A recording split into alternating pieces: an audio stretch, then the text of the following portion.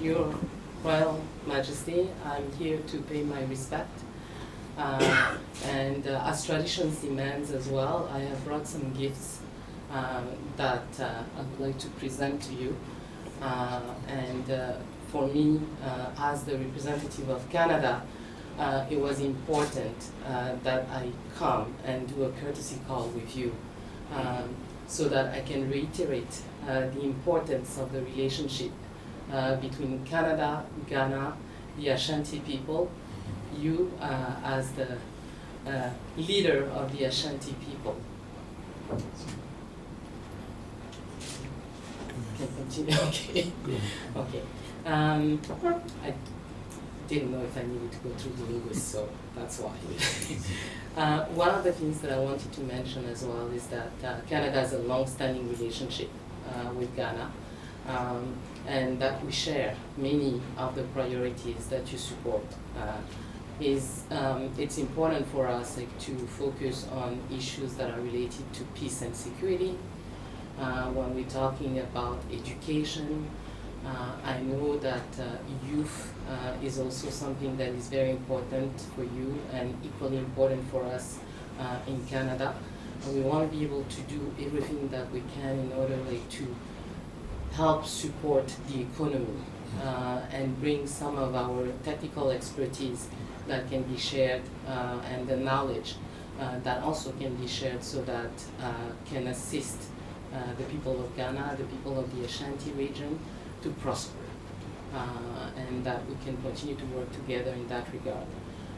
I also wanted to commend His Royal Majesty for the work that you have done in terms of brokering peace on numerous occasions, particularly when the 2020 elections happened, and then the work that you have done with the Tampon region was very much appreciated. And Ghana continues that legacy because we just came out of another peaceful election with a peaceful transition of power. And Ghana is a beacon when it comes to that, not only for the regions, other African countries, but also for the world. So I think that's important. And another big priority for Canada that I know you support dearly is also the protection of the environment. And when we're talking about mining, responsible mining, and how we ensure that this is working for everybody without impacting the environment and impacting future generations. So that's something as well that Canada will be pleased to support. And I'm happy to speak further about some of the other elements that we can support. Thank you for being here today. And we thank you for making time to pay a courtesy call, and then for us to formally know that the Canadian High Commissioner is in Ghana. So welcome to Kumasi.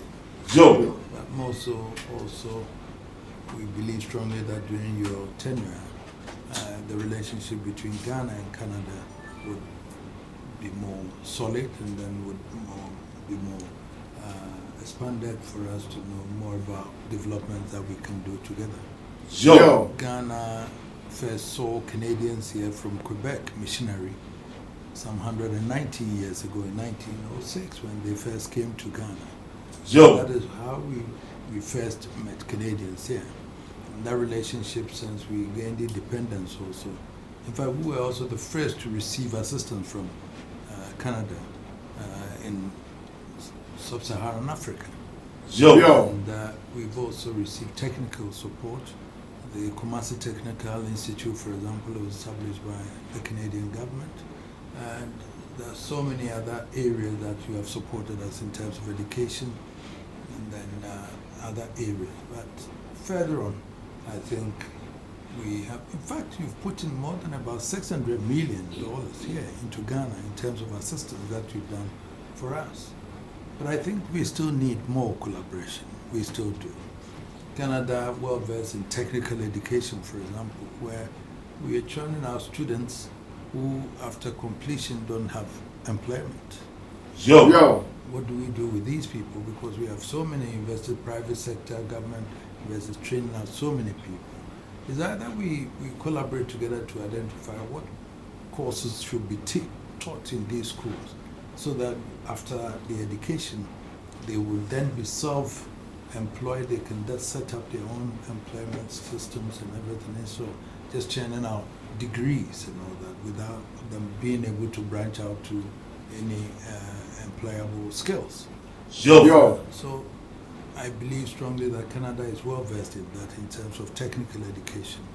And therefore, those are areas that I seek for the collaboration in relation to, now that we have a new minister for education, we would encourage him.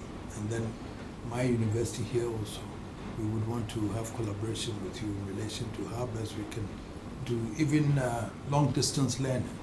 So we can collaborate with Canadian universities in relation to technical education and everything. That would help in the advancement of our students to be able to do that. Environment is one issue that we have. Unfortunately, the era of Galamsey has destroyed most of our water bodies and everything. And we still need technical support and assistance to do that, because we need to be able to claim back all the lands and make sure that our waters and everything are all in good shape for people to consume and everything. Other than that, cocoa agriculture, for example, is also another area that Galamsey has affected. And therefore, these are all areas that we may seek technical assistance from, so that we can then look at the way forward in terms of collaborating to be able to do that. We have the available manpower, but unfortunately, we don't have the know-how in terms of the fiscal space to be able to turn that into agriculture, for example. We train students from the university in agriculture, but what else do we do? The attraction is not there to go to agriculture because we don't have the resources. Private sector is not developing further, and therefore these are areas that, with all due respect, when you're fashioning your policy and you're talking to your government, we may have to look at these areas to see how best you can collaborate with us to be able to advance it. The banks here don't have the capacity to do it. It's more like buying treasury bills and then doing that. So it doesn't advance development. So what can we do to advance development? What can Canada offer in relation to that, so that we can advance the development in terms of productive areas, energy sector, agriculture, and all those things? I remember when we set up the Volta Aluminium Company, Canada took so many of our people who were there to Canada. The VACO, for example, saw these technical people from Canada when we established during Kwame Nkrumah's time. But the only technical people we trained were shipped to Canada to work. And they were to live there because they were ready with their technical know-how to advance to the place. And that is how we want it. So we don't want to export the human thing. We want you to also help us to develop that. There are so many other areas that we can collaborate together. And we wish that during your term, and then looking at your biography, having been born in Ivory Coast, I think you are mine, and therefore we have to be able to, I think I would be able to take that advantage and leverage that to be able to get you to do more for me. So I thank you today for coming today. But this shouldn't be the first visit, because we can continue with the discussions and collaboration further on for us to see what we can do together. So I thank you very much for coming.